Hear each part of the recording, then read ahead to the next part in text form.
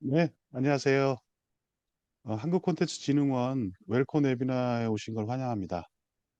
오늘은 미주에 대한 미주 북미 웨비나에 대한 2차고요. 잠깐 설명을 드리면 어제 어제 1차 같은 시간에 북미 편에 대한 부분들을 강의를 드렸습니다. 북미에 대한 진출에 대한 어려움, 그다음에 북미 진출에 대한 기본적인 계약 형태, 사례, 그리고 꼭 거래 시에 알아둬야 될 부분들, 계약에 대한 종류, 그다음에 계약서별 핵심 내용에 대한 부분, 예시까지 설명을 어제 드렸습니다. 약 1시간 동안 저 설명을 드렸고요. 잠깐 오늘 두 번째 같은 어 주제가 아닌 다른 주제로 하신 안홍주 대표님의 양력을 잠깐 설명을 드리면, 안홍주 대표님께서는 지금 월트 디즈니 코리아에 역임하셨고, 또 겸임 교수하고 또 대기업인 KT, 그다음에 한국에 있는 제작사인 레드로버의 고문을 역임하셨고, 캐나다의 툰박스 엔터테인먼트 공동 창업자이기도 하셨고요. 현재는 머스코카 컬처 그룹의 대표이시기도 하고, 아스트로노미컬 엔터테인먼트의 창업 및 프로듀서로 또 역임을 하고 계십니다. 상당히 많은 커리어와 그다음에 또 한국과의 협업, 그다음에 사업에 대한 여러 가지 부분들이 경험이 있기 때문에 오늘도 상당한 재미있는, 그다음에 또 여러분께 좋은 인사이트를 줄 수 있는 기회라고 생각을 합니다. 오늘은 한국 캐나다 공동 제작에 대한, 공동 제작을 통한 글로벌 진출 전략에 대한 사례, 또 공동 제작의 종류나 사례에 대한 부분 설명을 좀 드릴 거고요. 앞서 지금 현재 그 안홍주 대표님께서는 LA에서 현재 실시간으로 접속을 하고 계십니다. 그래서 오후 6시 정도 되는 시간인데요. 조금 저희가 진행하다가 트래픽이나 이런 것들이 살짝씩 걸릴 수도 있는 그런 부분들, 실시간이기 때문에 그 부분 양해 좀 해주시고 잘 들으시면 좋겠습니다. 약 1시간 정도 설명을 좀 1시간 내외 정도로 설명을 드릴 거고, Q&A까지 받을 겁니다. 그래서 설명을 들으시는 동안 혹시 질문 사항이 있으시면 채팅창에 남겨주시면 제가 강의가 다 끝난 이후에, 웨비나 강의가 다 끝난 이후에 취합을 해서 순서에 맞게끔, 또 여러 가지 내용에 대한 부분을 취합을 해서 안홍주 대표님께 답을 들을 수 있도록, 또한 혹여라도 이런 부분들이 지금 당장에 답을 줄 수 없는 부분들은 저희가 따로 취합을 해서 이메일이라든지 이런 걸 통해서 다시 통보를 드릴 수 있도록 그렇게 하겠습니다. 자, 그러면 지금 현재 안홍주 대표님 LA에서 계신데요. 안홍주 대표님께 한번 이 강의를 부탁드리겠습니다. 대표님 부탁드리겠습니다. 네, 감사합니다. 여러분들 안녕하세요. 어제 참여하신 분들과 또 새로 참여하신 분들이 계실 걸로 생각이 되고, 또 여러분들이 다양한 업종 이지만 어제와는 다르게 주제가 조금은 세분화된 분야입니다. 그래서 제가 일부러 제목에다가 이제 애니메이션하고 CG 분야다. 그러니까 한국 캐나다하고 공동 제작을 통해서 이 공동 제작 의미부터 시작을 해서 캐나다하고 하면 뭐가 유리한지, 이런 부분들에 대해서, 그다음에 캐나다에서는 어떤 정부의 혜택이 있는지, 사실 대단히 많죠. 전 세계에서 가장 많은 정부 애니메이션과 CG, 비주얼 에펙스, 영화까지 사실 다 포함하지만 그걸 다 커버할 수는 없고, 가장 일반적이고 저희가 많이 의존하고 협업 대상이 되는 애니메이션 CG 분야를 중심으로 어제 해보니까 한 30분, 40분 정도로 제가 조금 이렇게 요점, 이 내용은 제가 공유를 해도 될 수 테니까 나중에 시간 있거나 관심 있으신 분들은 천천히 보시고, 그 다음에, 중간중간에, 우리가 지금, 해당 제작사에 뭐, 이 처한 문제라든가, 이걸 어떻게 좀 해외로 진출할 수 있을까? 그럴 경우에, 물론 캐나다만 협업 대상은 되는 건 아니지만, 다양하게 여러 가지 협업, 가는 국가 중에서 캐나다를 중심으로 일부러 하는 이유가, 제가 이제 미국에 있다 보니까 한국에 있을 때는 캐나다가 조금 그렇게 활발한 국가는 아니었는데 유럽하고 한국이 지금도 많이 하고 있는 걸로 알고 있어요. 프랑스 같이 이제 정부 지원도 크고 문화의 다양성에 대해서 수용도가 높은 나라들.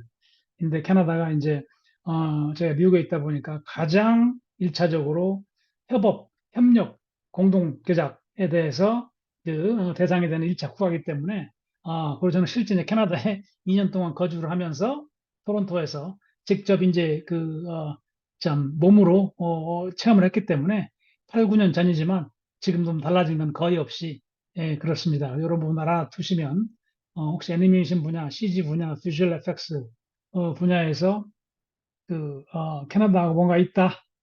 그러면 한번 알아두면 차후 도움이 되는 그런 부분을 생각을 합니다. 그러면 시작을 하겠습니다. 공동 제작에 대한 경험이 있으신 회사도 있으시겠지만 대부분이 없을 걸로 생각해서 왜 공동 제작을 해야 되는지 절차 어떻게 해야 되지? 이런 부분들에 대해서 잠깐 몇 가지의 가이드라인에 대해서 말씀을 드릴게요. 당장 중요한 거는 내가 좋은 작품이 있고 IP가 있는데 이걸 가지고 전 세계를 무대로 대상으로 소위 유니버설한 컨셉으로 소위 전 세계에 어필할 수 있는 그런 컨텐츠를 해보고 싶다. 그럴 경우는 거기에 맞는 파트너를 찾아야 되겠죠. 미리 말씀드리면 공동 제작 의미에는 영어로는 코프로덕션이 시지만 코프로덕션은 가로 열고 투자 의미하고 같이 돼 있어요. 그러니까 제작만 같이 하는 게 아니고 그 얘기는 영어로 코파이, 코프로덕션, 코파이낸싱이라는 말이 같이 맞물려 있어요. 그렇기 때문에 사실은 우리나라는 많이 활성화되지 않았지만 소위 선진국들은 자기 나라 또는 자기 회사에서 100% 돈을 다 대고 작품을 만드는 경우는 거의 없습니다. 그러니까 디즈니나 삼성이나 남은 도움이 필요 없는 회사인 경우는 당연히 혼자 다 하죠. 그렇지만 우리가 지금 얘기하는 그런 저기 대형 기업이 아니고 미국식 표현으로 인디펜던트 프로듀서, 인디펜던트 제작사. 그러니까 한국식으로 독립 작사가 아니고 그런 큰 대기업이 아니고 혼자서 소규모로 작품을 발굴, 개발, 기획해서 제작하고 펀딩 받고 파는 그런 사업자, 제작자를 인디펜던트 프로듀서라고 여기는 그런 표현을 씁니다. 그래서 인디펜던트 관점에서 단독 회사, 단독 국가에서 작품을 만드는 사례는 사실 거의 없다고 보는 게 맞습니다. 물론 정부 지원이 엄청나게 많은 나라들은 다른 나라 도움이 필요 없는 경우도 있어요. 캐나다는 뒷부분에 말씀드리겠지만 최대 캐나다에서 작품을 기획하면은 70%, 80%까지 정부 자금이 나와요. 그럼 사실 돈 한 푼 안 들이고도 제작을 하는 경우가 많기 때문에 엄청 활성화되어 있죠. 그건 나중에 조금 터치를 하고 일단 가이드라인 제일 먼저 파트너를 발굴을 해서 내 작품에 대해서 내 IP에 대해서 소위 정서가 케미스트리가 맞을까? 우리 그 작품에 대한 비전이 있을 거 아니에요? 나는 작품에 어떤 컨셉, 어떤 세계관을 가지고 이거를 어떻게 나가겠다라는 거에 대해서 스토리 측면이나 거기에 들어가는 메시지라든가 또는 디자인이 이 맞는 그런 파트너를 물색을 물론 캐나다만 하는 거 아니죠. 오늘은 이제 캐나다가 주제니까 찾는 작업을 뭐 해외 마켓을 나가든 또는 직접 뭐 이메일 연락을 하든 뭐 등등 여러 가지 하여간 온오프라인 정보력을 동원해서 파트너를 요즘은 통신이 발달됐기 때문에 굳이 뭐 옛날처럼 꼭 출장하고 만나고 할 필요 없이 찾아지니까 자기 작품만 좋고 의지만 있고 어떻게 해야 되는 거에 대한 기본적인 노하우만 있으면 가능하기 때문에 이 부분을 좀 활발하게 할 필요가 있겠다 이런 차원에서 말씀드리는 거고 일단 중요한 거는 내 쇼, 내 컨셉, 내 프로그램에 대해서 좋아하는 파트너를 발굴하는 일 많죠 사실은. 물론 그 중에 여러 회사 좋아할 수도 있고, 아무도 안 좋아할 수도 있고, 딱 한두 개 좋아할 수도 있고, 그건 모르는 거죠. 그건 경험을 통해서, 시장을 알아야 되고, 고객을 알아야 되고, 이런 측면을 통해서 일단 제일 중요한 게 파트너를 발굴을 했으면 그때부터 이제 온라인이든 실제 만나서든, 지난주에 깐네에서 유명한 애니메이션 방송 시장의 가장 큰 밉컴이 있었죠. 지난주에 보면 한국 업체들 다 돌아왔던데, 오늘도 참여하신 회사가 있을지 모르겠네요. 만나서 이제 우리 작품을 프레젠트하고 피치하고 쇼케이스를 하고 해서 이제 관심 있는 파트너가 뭐 나오죠. 그럼 얘기를 시작하고 어제 강의에서 말씀드린 마음에 들면 그래 그럼 우리 저 MOU 쓰자. 그다음에 그때부터 본격적인 역할 분담, 책임, 조건을 얘기하자. 이런 단계로 넘어가겠죠. 그래서 파트너가 발굴이 한 개든 두 개든 관계없어요. 복수. 이기 때문에 누가 될지 모르기 때문에 해서 이제 또 각 회사마다 철학이 틀리고 회사 방침이 틀리고 그다음에 계약 조건이 다르기 때문에 뭐 한 군데 복수를 저 같은 경우는 항상 두 개, 세 개, 네 개 복수의 그 협상 대상자를 테이블에 올려놓고 얘기를 합니다. 물론 서로 비밀을 보완해야 되겠죠. 그렇고 이제 당연히 우리 입장에서는 가장 좋은 조건. 호흡이 맞겠구나. 왜냐, 2, 3년을 같이 가야 되기 때문에 서로 호흡이 안 맞으면 중간에 분쟁하고 헤어지는 경우가 있기 때문에 그렇죠. 그래서 이제 만나서 서로 이제 의지가 확인이 되면은 우리 어떻게 일을 할까? 어떻게 뭐 역할 분담, 책임 또는 수익 배분에 대해서 기본적으로 얘기를 서로 이제 조건을 경험 있는 경우에는 그 틀이 있습니다. 포뮬라, 모듈이. 그래서 우리 5대5로 투자하자. 그러니까 5대5로 하자라는 얘기는 5대5로 공동 제작, 공동 투자를 하자는 얘기예요.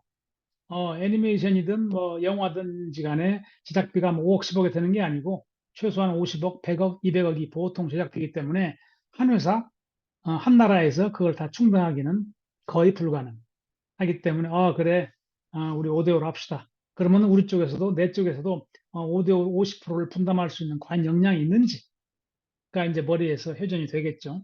그래서 그런 부분들을 이제 기본적으로 서로 얘기를 몇 번 교류하다가 상대방 측에서 이 작품이 너무 좋고 권리를 많이 갖고 싶어 하니까 나 과감하게 70% 이상 투자하고 싶다. 그럼 한국 측 제작자 입장에서는 이제 고민해야 되겠죠. 그렇게 많이 한다고? 그러면 우리 걸 많이 가져가네? 그 한편으로는, 우리가 투자 역량이 30% 이상 힘들겠는데? 그러면 받아들여야 되겠죠. 그래서 그런 부분들에 대한 이제 하는 거고, 그러면 서로,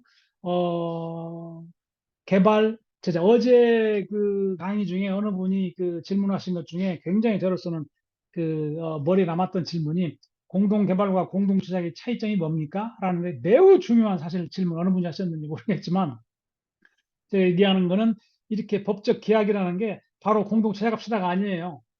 서로 소위 의지가 맞으면 공동 개발합시다. 이제 본격적으로 컨셉에 대해서 서로 호감을 가졌으니까 그래서 공동 개발 과정을 거친 다음에 1년, 2년 뒤에 제작합시다. 그 얘기는 그 안에 오케이 제작비 100억, 200억이 서로 준비가 된다는 항상 통장에 돈을 100억을 쌓아놓고 내일 투자할게 하는 회사는 없겠죠.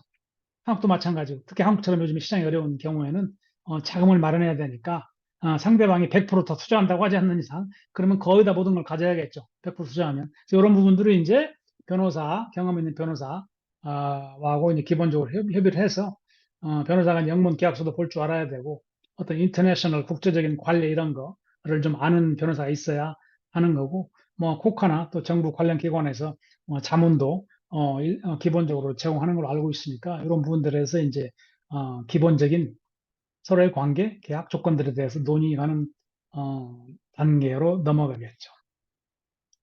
그 다음에 절차 중에 하나는 뭐 말씀드렸지만 자금 조달 어떻게 할 거지? 보통은 5대5, 7대3, 6대4 이걸 가지고 쌍방 간의 소위 역량, 능력, 리소스 등을 봐서 이제 결정을 해야 됩니다. 당연히 많이 투자하는 쪽이 전 세계 수익을 많이 가겠죠. 그건 뭐 당연한 논리니까. 그렇지만 이제 파이낸싱의 방법 중에 하나가 이게 순수한 지분 투자가 있을 것이고 각 국가당 정부 지원도 있을 것이고 우리나라도 뭐 일부 있지만 그다음에 이거 순수한 대출 우리나라 같으면 제가 알기로는 뭐 일부 옛날에 기업은행하고 국민은행이 대출도 해주는데 지금은 되는지 모르겠어요.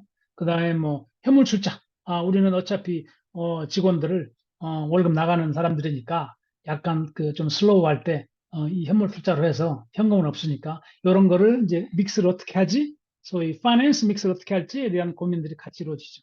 그래야 이제 상대방 얘기가 그래 프랑스나 캐나다도 그래 우리 정부에서 30% 투자받고 지원받고 우리 자체 자금으로 20% 투자하고 뭐 등등등 아무튼 현물 투자 10% 할게 이렇게 해서 100%가 구성이 되는 게 합의를 딱 봐야 이제 오케이 출발되겠죠. 그 다음에 이제 그런 얘기를 동시에 다발적으로 그 다음에 쌍방 간에 회사 간에 이 공동 제작이 두 개 회사, 세 개 회사, 네 개 회사 다양합니다. 물론 회사가 많아질수록 복잡하겠죠. 커뮤니케이션이. 그다음에 합의 과정이.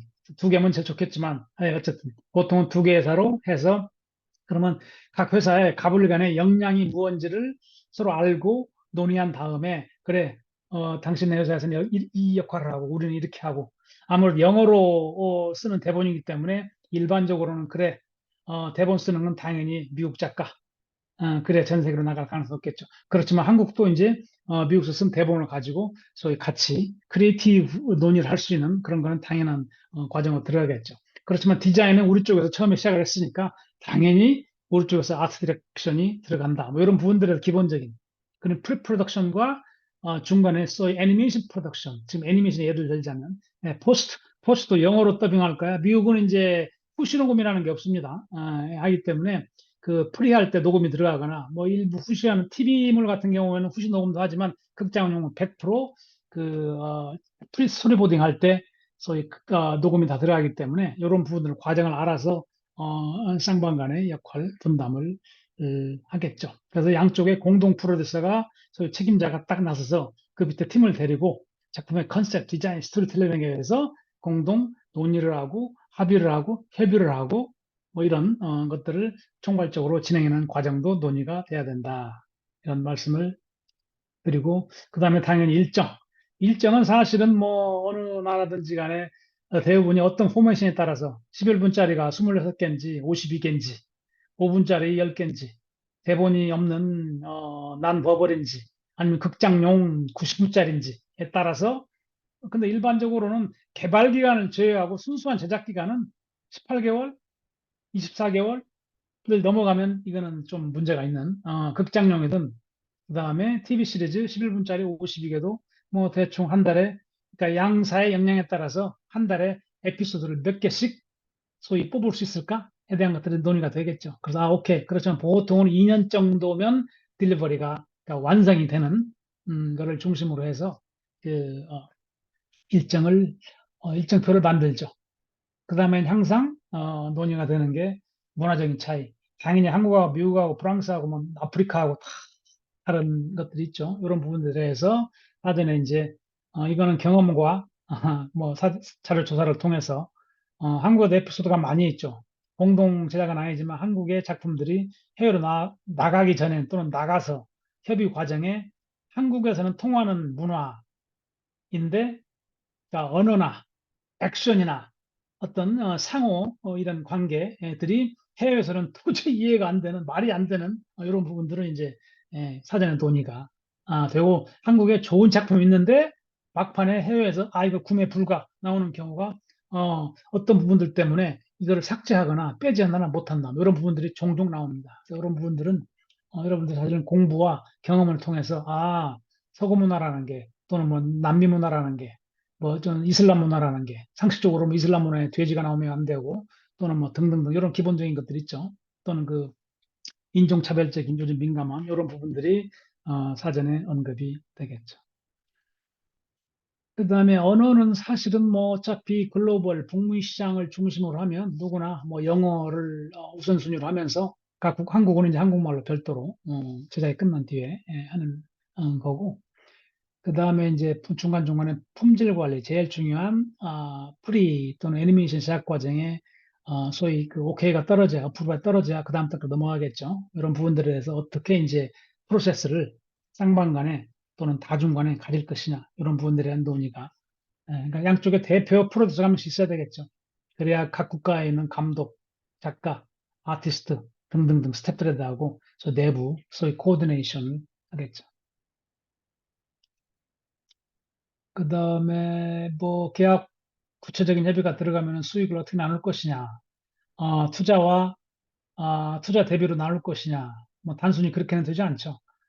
원작자로서의 또 지분도 인정을 받아야 되겠고, 당연히 인정을 하죠. 누가 이 원작을 한국에서 내 작품을 개발하느라고 예를 들어서 뭐 3년 동안 5억을 썼는데 그런 부분을 인정을 어떻게 할 것이냐. 여기는 굉장히 합리적이기 때문에, 그래, 그럼 그런 부분들은 어떻게 소위 보상, 회수할 것이에 대한 건 계약서에 다 언급이 됩니다. 5대5로 투자했다고 해서 5대5로 나누는 게 아니고, 그런 부분들을 딱 얘기하고, 그 다음에 나머지 가지고 투자자 또는 제작자 간에, 이렇게, 여기는 기본적인 그 모델들이 있기 때문에, 소위 그런 거에 맞춰서, 합니다. 또는 뭐 중간에 방송사가 사전에 들어온다? 그럴 경우는 또 어떻게 부분할 것이냐. 이런 거에 대한 것들이 논의가 돼야 되겠죠. 그래서 사실 경험 있는 변호사가 필요하다 이런 말씀 드리는 거고 그다음에 하다 보면 2년을 같이 이제 호흡을 해야 되는데, 중간중간에 모든 게 순탄하게 되면 좋겠지만, 그렇지 않은 경우가 많겠죠. 그래서 그런 부분들에 대해서 계약서에 보면은 서로, 예를 들어서 똑같이 합의 과정을 거치는데, 서로 충돌이 날 경우는 어떻게 할 것인가에 대한 것들이 나름대로 법적인 차원에서 있습니다. 그래서 그런 부분들에 대해서 메커니즘을 수립해 놔야 나중에 분쟁이 생길 경우는, 서로 양보 못하면 곤란한 사태가. 그 다음에 거의 마지막 단계에서는 이제 각자의 역할에 따라서 각 나라에서 제작을 역할을 하는데, 그러면 최종 소위 납품물, 영어로는 deliverables 표현을 써요, 계약서에. 그러니까 deliver를 각자 뭘 해야 되는지, 요즘은 또 기술적으로 디지털로 이 워낙 복잡하기 때문에 저도 모르는 용어들, 사운드트랙이나 음악 큐시트나 또는 뭐 포맷을 뭐 4K로 할까 8K로 할까 뭐 등등등 이런 부분들에 대해서 서로 그 딜리버리 해야 되는 것들이 뭐인가에 대한 것들이 이제 사실은 계약서에 다 들어가겠지만, 그거에 대해 처음부터 한국에서도 많이 그 해외하고 가다가 이런 부분을 한국에서는 안 되는데 하는 분들 종종 나옵니다. 그래서 사전에 체크를 해서 전문가들하고 준비를 해야 된다 이런 말씀 드리고, 그다음에 마지막으로는 이제 한번 좋은 관계가 맺어지면 이제 향후에 5년, 10년을 보고서 좋은 관계로 갈 수 있는 여지가 잠재되어 있기 때문에, 그러면 이제 글로벌 시장으로 나갈 수 있는 큰 하나의 문을 여는 거기 때문에 좋은 관계 유지가 필요하다. 1년에 한두 번씩 만나고 또는 뭐 늘 뭐 이메일이나 화상을 통해서 교류를 하고 출장을 통해서 했고, 그 다음에 공동주택을 하면은 장단점이, 제가 이점이라는 표현을 썼지만 뭐 단점도 있죠. 제일 중요한 건 사실은 복잡하죠.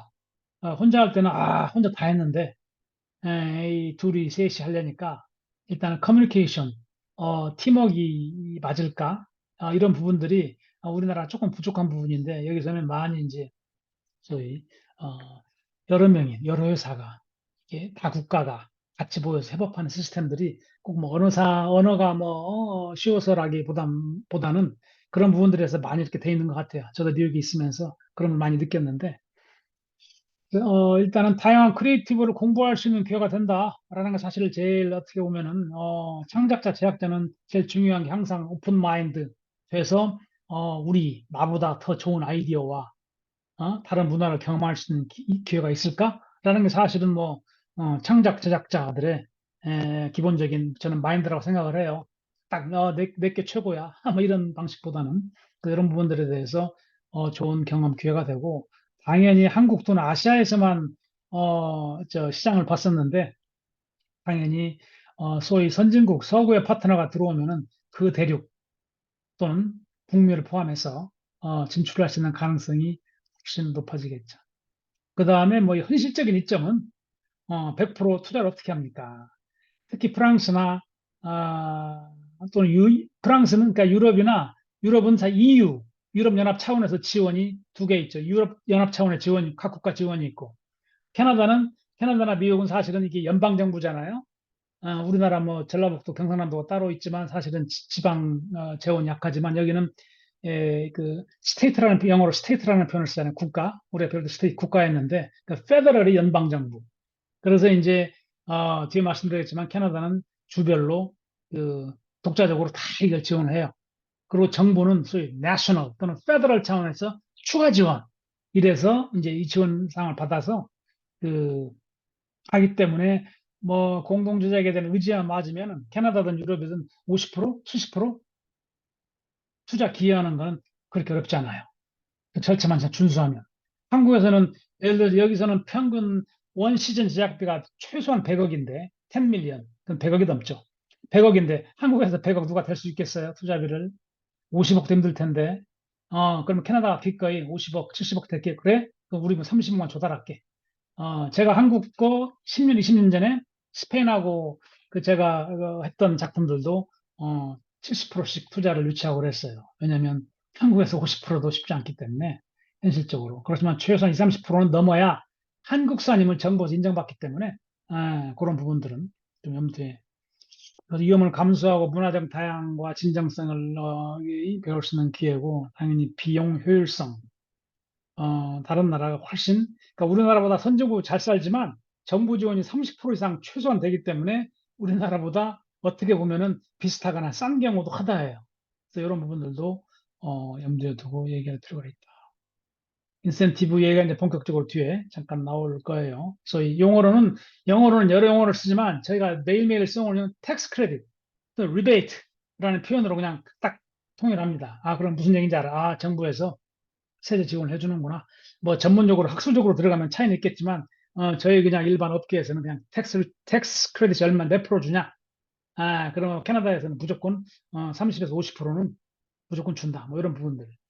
보조금이라는 건 그랜트. 이거는 그냥 공짜로 아무 조건이 없이 우리나라 같으면 코카에서 예를 들어 제가 한국 요즘 모르겠지만 뭐 몇억 제작비를 준다? 그러면 뭐 꼭 반환해야 되거나 무슨 뭐 이자를 낸다 이런 거 없잖아. 이런 거는 이제 우리가 보통 쓰는 그랜트가 있느냐? 우리 편은 꽁돈. 텍스 크레딧은 쓴 거에 대해서 얼마를 돌려준다는 리베이트 개념이고. 그래서 이런 부분들이 이제 이점으로 활용할 수가 있고, 당연히 제작뿐만이 아니고 마케팅, 국가별로 어떻게 이걸 사전, 사후, 이 마케팅하고 이걸 하는지에 대해서 세계적인 배급을 어떻게 하는지에 대해서 배울 수 있는 또 기회가 되겠죠. 당연히 글로벌 노출되면서 원 시즌이 어느 정도 기본 중간 이상만 되면은 당연히 시장이 한국이나 아시아가 아니고 글로벌로 봤기 때문에 그러니까 소위 뭐라 그러죠? 완구 사업, 그다음에 스핀오프, 멀티 시즌 뭐 등등등 프리퀄 등등을 접근할 수 있는 가능성이 높아지는 거죠. 그게 요즘 대유행이니까. 당연히 뭐 관계 구축해서 글로벌로 나갈 수 있는 디딤돌이 된다. 제가 알고 있기로 국내 몇 개 애니메이션 회사들도 10년, 20년 동안 열심히 공동 제작을 추진해서 지금 이렇게 글로벌에서 입지가 많이 올라온 회사들이 많이 있는 걸로 알고 있고 여기에서도 인지도가 높습니다. 저한테도 물어보니까 한국 어떤 회사가 어떠냐 그러면 뭐 등등등 얘기를 할 수 있으니까 이런 차원이고 그다음에 문화 교류 자, 국세나 여권 중조건 제가 땡땡 표시를 해놓은 이유가 국내에서 해외 투자를 받으면 무조건 좋은 게 아니고 국내에서도 최소한 투자가 20% 이상, 제작도 뭐 20, 30% 이상 이 기본적으로 조건이 맞춰주고 한국 스텝이 어느 정도는 참여하고 해야 한국 방통위원회에서 영진위에서 국산화 판정을 받아야 소위 뭐 큰 혜택은 제가 알기로 많지는 않지만 그래도 국산 컨셉이면은 국산 인정받는 게 좀 의미가 있겠죠. 자, 그러면 제일 중요한 시간이 좀 남았네요. 예. 캐나다에서는 그 공동저작 의미가 우리말로는 공동저작, 영어로는 코프로덕션이지만은 캐나다에는 법 규정상 네 가지 의미가 있어요. 근데 이 중에서 이제 제일 여러분 알아두실 거는 제가 지금 첫 번째는 영어로 코벤처라는 용어가 있고 코벤처는 사실은 일단 제 박스 안에 보시면 영어로 써있죠. Four main types of productions in Canada. 네 가지 형태가 있는데 이제 사실은 굉장히 복잡합니다. 정부든 공짜로 받는 게 쉽진 않겠죠. 그렇지만 딱 원칙대로 바이블대로 하면은 그냥 자동으로 정부에서 딱 그 돈이 지급되는 이기 때문에 뭐 또 심플합니다. 한번 경험하면 세 번째 칸을 보면은 그러니까 조약이라는 거는 자 공동조약의 정의를 다시 한번 드릴게요. 해외하고 만나다 보면은 조약 영어로 뭐죠? 트리티. 예, 그래서 트리티라고 그러죠. 그러니까 헌법, 법률 쭉 내려와 제일 하위 개념 트리티. 그러니까 국가별로 트리티가 조약이 맺어져 있느냐, 요거를 봐야 돼요. 이 박스를 보시면 조약에 해당되지 않는 국가 간 공동조약이라는 거는 캐나다 자체적으로 캐나다가 한국하고 조약이 예를 들어 없다 있지만 실제로는 해당되지 않는 국가 간의 공동조약을 또 공동조약으로 부르지만 캐나다에는 정식 용어로는 코벤처라는 용어를 써서 그래도 캐나다산으로 인정을 해서 캐나다에서 그 비용을 지출한 거에 대해서는 세금 공제를 해주는 주로 캐나다 기업에 해당되는 거기 때문에 여러분들한테는 크게 해당되는 안될 수 있기 때문에 좀 간단하게 넘어가지만 오른쪽 박스를 보시면 그 혜택이 보통이 아니에요. 해당 지역에서 최소한 20% 인건비, 장비, 출장비들 다 20%를 그대로 현금으로 돌려줍니다. 그러니까 우리가 뭐 10억을 썼다? 그러면 다 제대로 썼다라는 증빙 자료, 영수증 같은 거를 서류를 갖춰서 제출하면은 바로 그거 보여주면은 예를 들어서 뭐 1억을 썼다. 그럼 25% 얼마죠? 2,500만 원을 바로 그냥 수표로 딱 날라와요. 그냥 수청에서. 그런 거기 때문에 그거 플러스 캐나다 연방정부에서 16%를 추가. 두 개 합하면 41%. 이 때문에 제작비가 10억이다 그러면 40%는 무조건 캐나다 사람들은 그냥 정부에 주는 걸로 생각하고 나머지를 조달을 합니다. 그렇기 때문에 부담이 훨씬 줄어들죠.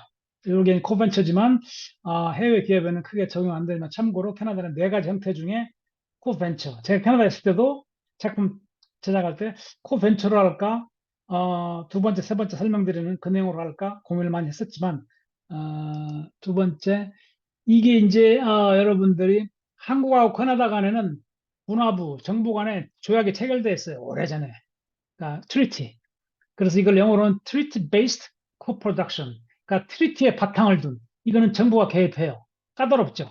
그렇지만 혜택이 많다.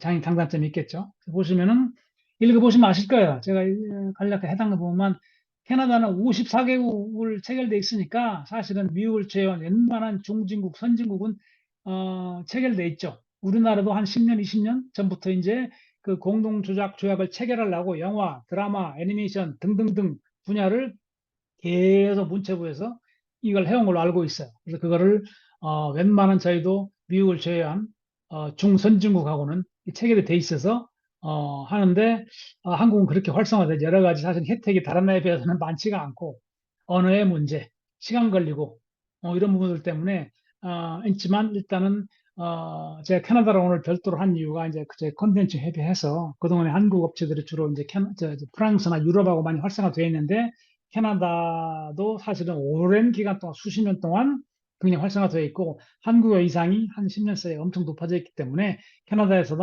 한국에서도 서로 일할 수 있는 분위기가 지금 많이 조성된 것 같다. 이런 차원에서 캐나다로 주제를 잡아서 한 걸로 알고 있습니다.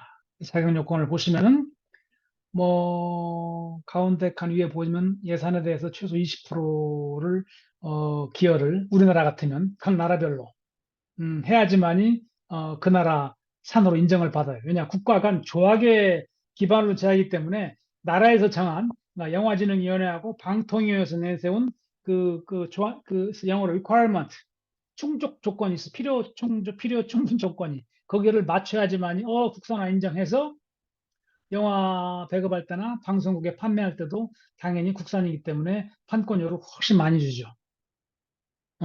그런 거기 때문에 외국에서 이걸 인정을 못 받으면 외국산이기 때문에 판권료를 거의 안 주는 현실이기 때문에 특히 이제 선진국은 자국산 방송물에 대해서는 그 편당 판권료를 매우 많이 줍니다. 그러니까 제작비의 상당 부분이 커버될 수 있도록 그러니까 안 할 수가 없죠. 그렇고 여기도 보면 오른쪽 박스를 보시면 지역에서 3, 40%, 그다음에 보면 오타와 주정부의 45%, 토론토는 35% 등등등 해서 있고 그다음에 또 2번을 보시면은 오케이스라는 그 정부 단체예요. 콘진원 같은 콘진원 이런 거를 관리를 해서 CG 애니메이션과 특수 효과에 대해서는 또 20%에 추가를 해주고 이런 부분들에 대해서 그다음에 정부 차원에서도 조약에 기반을 둔 작품이다. 그러면 이런 공짜 지분 투자로 할 수 있는 가 열려 있기 때문에 지역하고 정부하고 주는 텍스만 40% 50% 넘어가는 데다가 정부에서 이거는 좋으니까 투자도 꽁돈을 줄게. 그러면 이제 기여하는 작품에 50% 60% 70%까지 올라가는 거죠. 그럼 상대방한테 너네 돈 없으면 30%만 출자해. 그러면 이제 성립이 되는 거겠죠.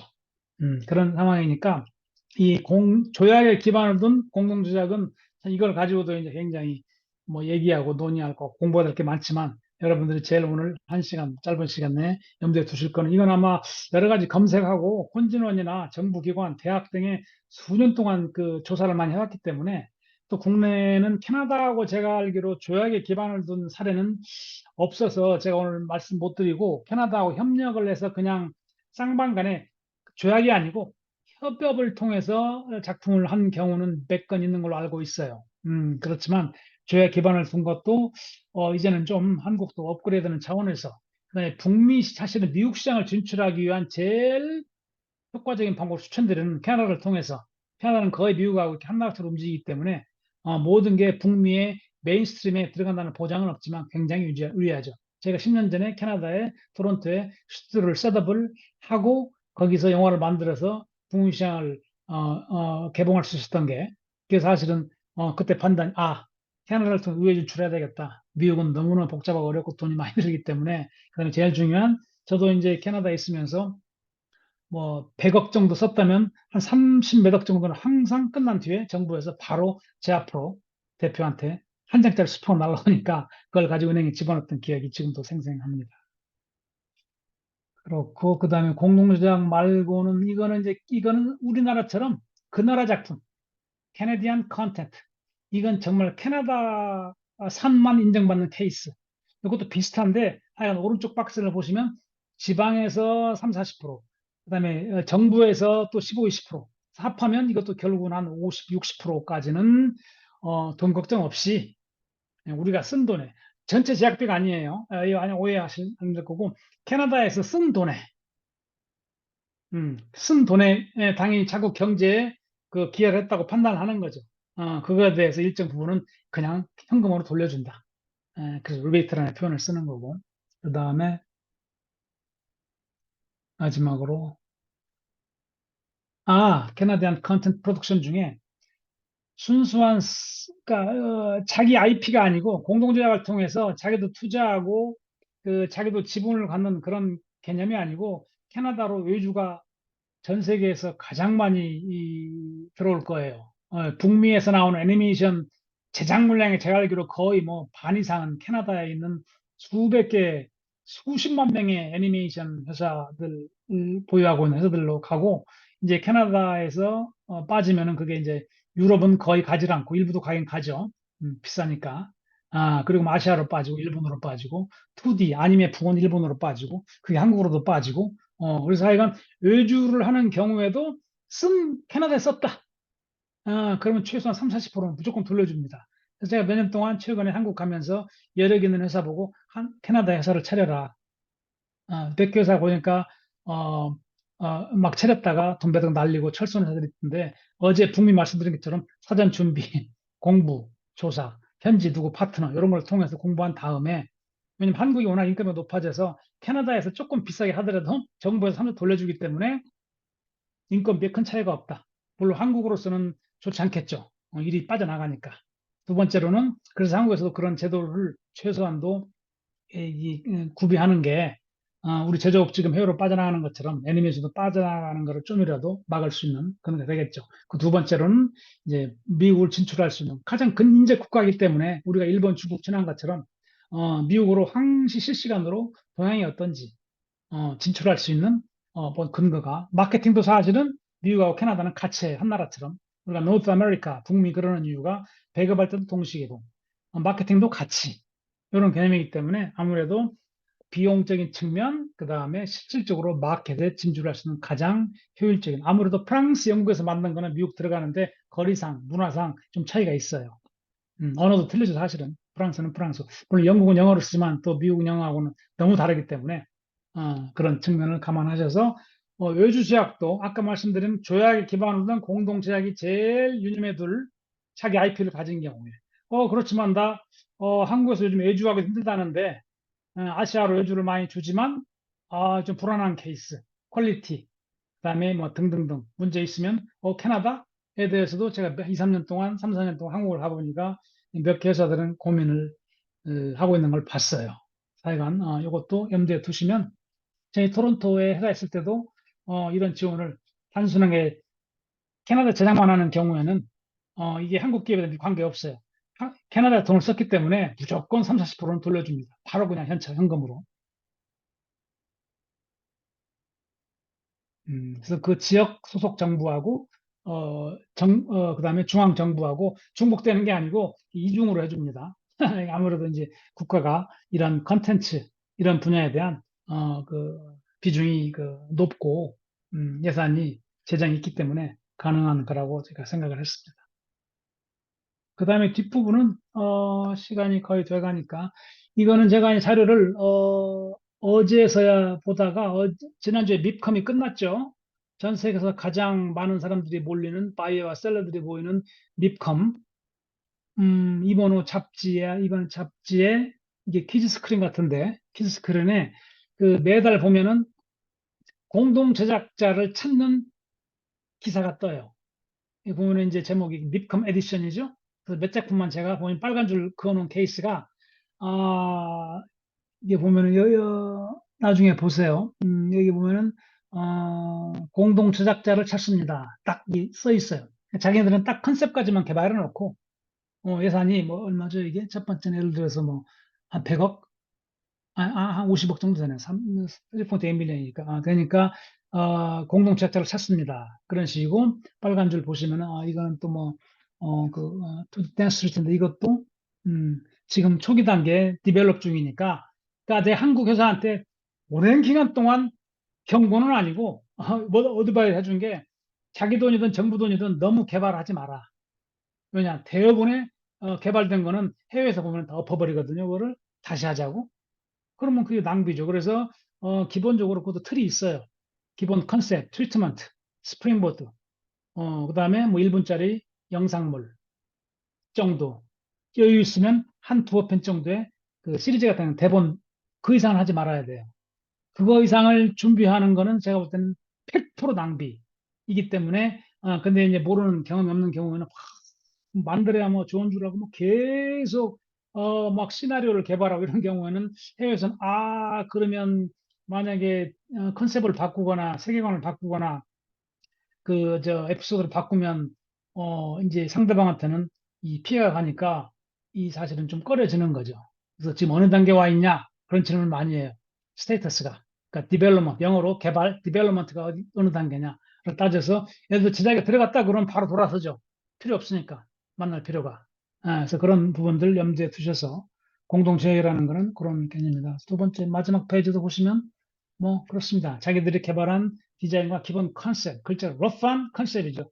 이걸 가지고 이 전 세계적인 공동 제작자, 공동 투자자를 찾는 이게 광고인지 기사인지는 모르겠으나 하여간 매달 그 밉감 추측에서 뽑아가지고 해요. 그래서 이런 부분들도 이제 여러분 염두에 두시고 하시면 좋겠다.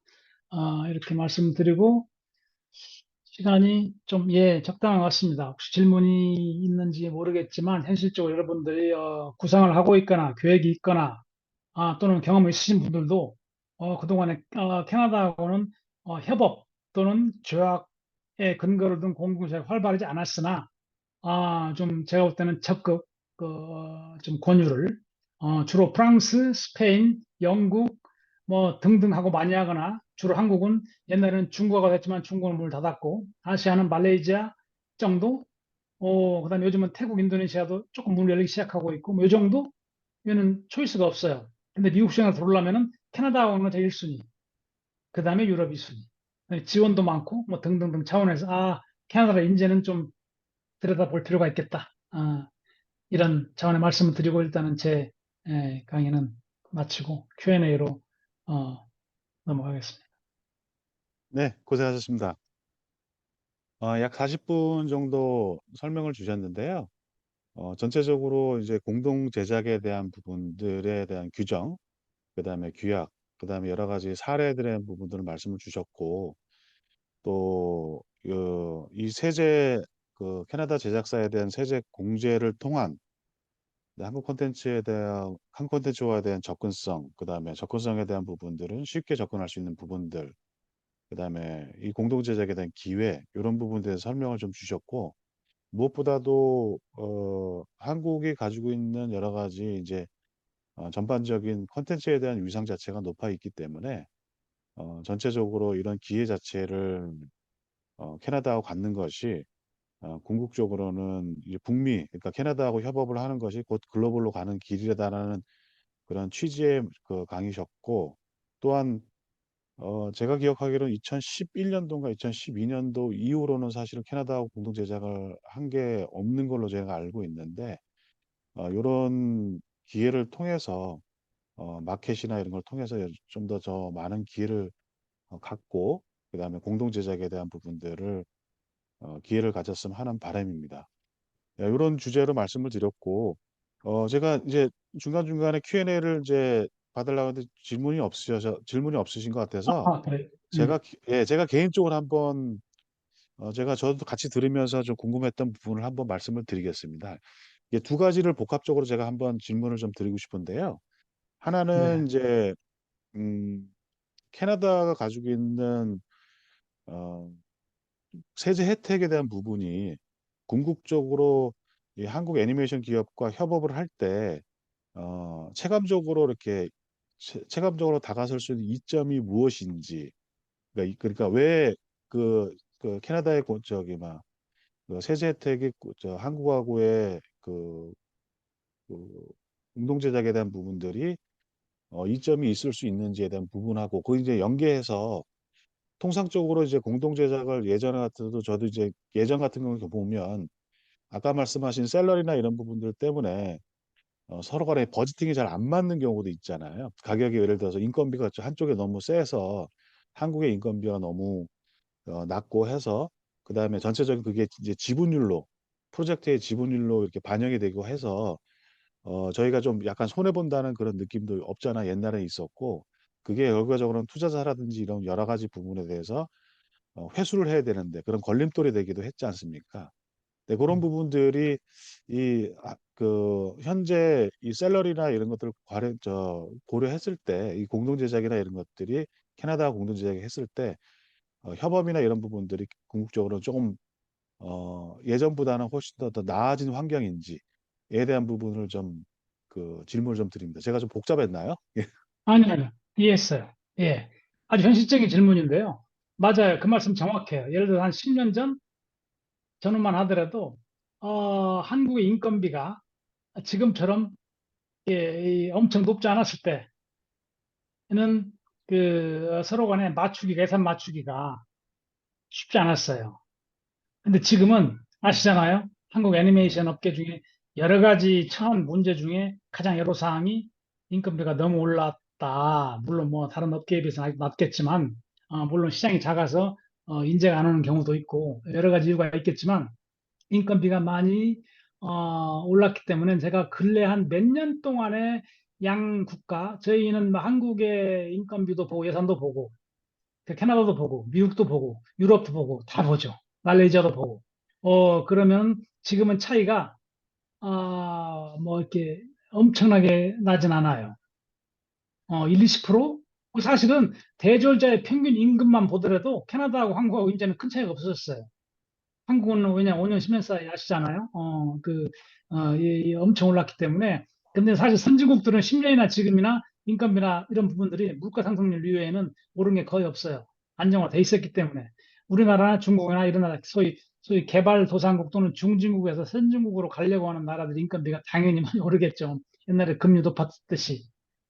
그런 것처럼 제 예산을 비교해 보면은 큰 차이가 나질 않아요. 거기다가 아까 말씀드린 대로 이제 공동조작 이점이 30%, 40%까지 혜택을 볼 수 있는 정부 지원이 있기 때문에 한국의 인건비가 설사 30% 낮고 캐나다가 높더라도 결국은 비슷해지는 이런 얘기들은 사실은 우리 업계에서 매일매일 합니다. 이게 좀 비싼데 물론 캐나다도 업체별로 11분짜리 50편 기준으로 120억 하는 회사가 있고 80억 하는 회사가 있고 그렇죠. 우리나라도 제가 알기로 11분짜리 52편 기준 CG 3D로 할 경우에 뭐 싸게 하면 5, 60도 하겠지만 제가 볼 때는 5, 60억짜리는 별로 그렇게 퀄리티가 나오질 않고 소위 말해 좀 저렴하게 보이는 나올 수밖에 없고 한국도 지금은 60억, 70억, 80억 제 한국도 견적 몇 개를 보니까 뭐 80억까지도 올라와 있던데 그런 경우라면 사실은 캐나다하고도 뭐 큰 차이가 없어요. 미국하고는 차이가 너무 많기 때문에 미국하고는 사실 협업이 굉장히 힘들고 거의 더블이 나기 때문에 근데 캐나다하고는 조금 높지만 아까 말씀드린 지원을 감안하고 두 번째는 눈에 보이지 않는 건 아니지만 미국에 진출할 수 있는 소위 영어권의 본 시장에 진출할 수 있는 게 보장된 건 아니지만 가능성을 매우 높인다. 그러니까 프랑스나 스페인하고 같이 하는 것보다. 물론 프랑스나 스페인도 영국조차도 결국 작가 등용할 때는 할리우드 작가를 수배를 하죠. 왜냐, 거기도 결국은 미국 들어가는 게 목표지. 미국을 들어가야 소위 이 제대로 된 수익을 올리지 유럽, 아시아에서 해도 이게 한계가 수익성에 있기 때문에 질문 답이 길어졌지만 인건비가 차이가 크지 않아진 게 지금은 적극적으로 검토할 수 있는 시점이 됐다라는 말씀과 함께 북미에 실시간으로 접근할 수 있는 영어권에서 그런 기회가 어떻게 보면은 어, 더 클 수도 있다. 이런 차는 사실은 뭐 사실 북미 시장에 들어오는 게 이런 세미나 마련한 이유도 어제도 그렇지만 북미 시장이 어렵고 돈도 많이 들고 하지만 조금은 중장기적으로 한국 컨텐츠 시장이 지금 한 5년 사이에 급속도로 높아져 있기 때문에 이제는 시도해 볼 만하다. 이게 혼자 힘으로 안 되면 좀 힘을 합쳐서라도 또는 정부 차원에서도 뭔가를 제도적으로 할 때가 이미 늦었다. 이미 늦은 건 아니지만 빨리 하면 할 수가 없다. 이런 차원에서 그 유럽 일변도였던 공동조작 해법에 대해서 캐나다로 눈을 돌려도 충분한 시기가 됐다. 이런 말씀을 드리고 싶네요. 네, 감사합니다. 그러면 뭐 그냥 대담식으로 돼버렸는데요. 근데 제가 연관해서 같이 다시 한번 다른 질문을 한번 드리면, 네, 지금 현재 통상적으로 저희가 이제 그 제작비에 대한 부분이 인건비로 이제 반영이 되기 때문에, 통상적으로 예를 들어서 공동 제작을 할 때 프리프로덕션 같은 경우는 이제 같이 개발을 하고 같이 컨셉이라든지 그걸 맞춰 나갈 수 있는데, 보통 이제 저도 이제 보니까 캐나다 쪽에서 스튜디오가 굉장히 많고 제작 인력들이 많은데, 통상적으로 캐나다 같은 경우가 만약 공동 제작을 한다고 하면 통상적으로 인하우스에서 메인 저 프로덕션 자체를 인하우스에서 소화를 해나면서 그 버지팅을 같이 쓰나요? 아니면 캐나다도 같이 저 OEM이나 이런 걸 통해 가지고 자국내든지 아니면 해외든지 해외든지 이렇게 뭐 아웃소싱이나 이런 것들 주면서 전반적으로 사업 자체를 좀 이게 일궈 나가는지. 왜냐면 제가 아, 말씀드린 거는 예, 예. 예. 말씀하십시오. 예. 캐나다인 경우에는 일단 인력이 많고 스튜디오 규모가 우리나라 같으면 한국 애니메이션 제작사가 직원이 100명, 200명 그러면 크네 그러잖아요. 캐나다는 200명이 가장 작은 스튜디오 중에 하나예요. 그러니까 200, 300, 400, 500, 600, 1000명까지 있는 제작사가 수십 개예요. 이 규모의 경제라는 게 사실은 상상을 초월할 정도이기 때문에 그 공동 제작하는 경우에는 사전에 상호 협의를 하겠죠. 합의를 봐야 되니까. 그래서 자체적으로 그냥 그 안에서 인하우스에서 하는 걸로 하게 될지 아니면 제작비가 너무 높거나 또는 내부에서 파이프라인 제작 일정상 딜리버리 어렵다 그러면 이런 부분들은 우리 합의해서 뭐 어디 다른 나라로 요즘 인도로 많이 가니까 인도로 하자 이런 협의를 하는데 제가 아는 한은 대부분의 대형 제작사들, 최소한 2, 300명, 3, 400명을 가진 제작사인 경우하고 일을 하기 때문에 자기네들 일정에 맞춰서 내부에서 소화를 하고 또 다른 나라로 외주를 주면은 그런 부분에 대해서는 정부 지원이 당연히 없어지거나 음, 약해지죠.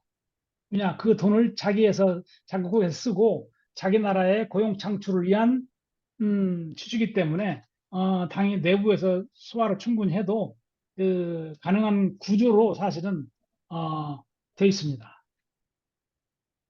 예, 고맙습니다.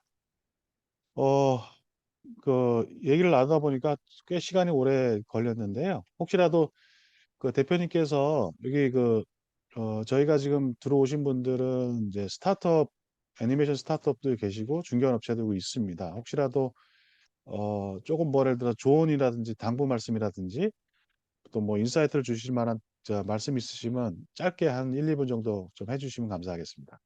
네, 그러니까 스타트업이고 작은 규모 회사라면은 이게 쉬운 일은 아닙니다. 그러면 제일 중요한 거는 컨셉, 크리에이티브 비전, 좋은 컨셉을 개발하는 거예요.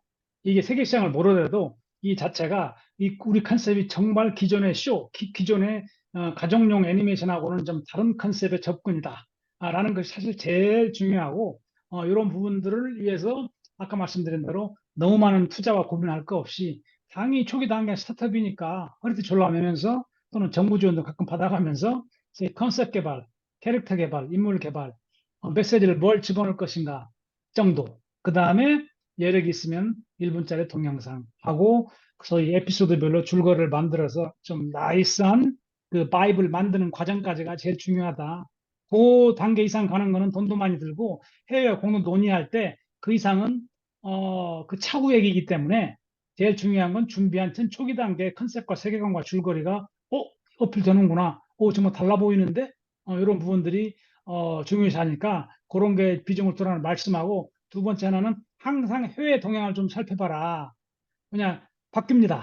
항공사나 투자자나 구매자 입장에서는 그 몇 년 주기로 그 아동용도 여아용인지 남아용인지 유아용인지 구세용인지 뭐 또는 이게 판타지인지 아니면 리얼 월드에 바탕을 둔 얘기인지 이런 부분들이 바뀌기 때문에 근래 몇 년 사이에는 이제 소위 다양성 그다음에 뭐 이런 그 환경 에코 뭐 이런 부분들 에코 프렌들리한 이런 메시지를 들어간 것들이 많이 들어가기 때문에 또 하다못해 뭐 동성애 얘기도 나올 수도 있죠. 아시아에서는 힘들겠지만 이런 좀 추세를 알고서 어느 정도 개발할 때 초기 컨셉 기획할 때 좀 해야지 그냥 딱 우물 안에서 개발했는데 이게 보니까 완전히 시대에 동떨어진 이야기다. 그러면 또 시간 낭비니까 이런 부분들을 좀 염두에 두시고 제 말씀을 마칠까 합니다. 네, 진심으로 감사드립니다. 네, 지금까지 안홍주 대표님이셨고요. 전반적으로 얘기를 하면 마켓에 대한 그다음에 컨텐츠에 대한 동향을 살피고 트렌드를 동향을 살펴서 스타트업이 되든 회사, 중견 회사든 간에 바이블 개발, 그다음에 파일럿 개발을 조금 더 그 디벨롭 단계에서 이 협업을 할 수 있는 그런 좋은 기회를 마련했으면 좋겠다라는 취지의 말씀을 좀 드렸고요. 어, 전반적으로 북미에 대한 부분들에 대한 부분은 어제와 오늘에 걸쳐서 좋은 얘기 진심으로 감사드립니다. 끝내기에 앞서 제가 잠깐 그 안내 말씀을 드리면 어제와 오늘은 북미에 대한 부분들 주제로 해서 웨비나를 진행했고, 잠깐 그 안내 말씀드리면 내일 오후 5시에는 유럽의 동향에 대한 트렌드와 그다음에 마케팅에 대한 콘텐츠에 대한 새로운 동향이라든지 그다음에 트렌드와 마케팅에 대한 부분들을 내일 웨비나를 통해서 오후 5시에 할 예정이고요. 말씀하신 대로 저 웨비나에 대한 URL은 웰콘 사이트에 가시면 내일 접속할 수 있는 URL이 있습니다. 그러니까 내일 오후 5시도 많이 참석을 해 주셨으면 하고요. 마지막으로 31일 날은 한국 아세안 IP 개발하는 워크숍이 또 있습니다. 4시부터 6시 40분까지 10월 31일 날 오후 4시. 그다음에 내일 오후 5시. 이렇게 돼 있습니다. 그러니까 많은 참여 바라고요. 그다음에 전반적으로 여러 가지에 대한 부분들을 전반적으로 아, 애니메이션뿐만 아니라 콘텐츠 산업에 대한 부분들을 지속적으로 이 웰콘 웨비나를 통해서 저희도 정보를 알리고 또 많은 협업의 기회를 마련을 한다고 말씀드리겠습니다. 오늘 참여해 주셔서 감사드리고요. 다음에 또 뵙겠습니다. 감사합니다.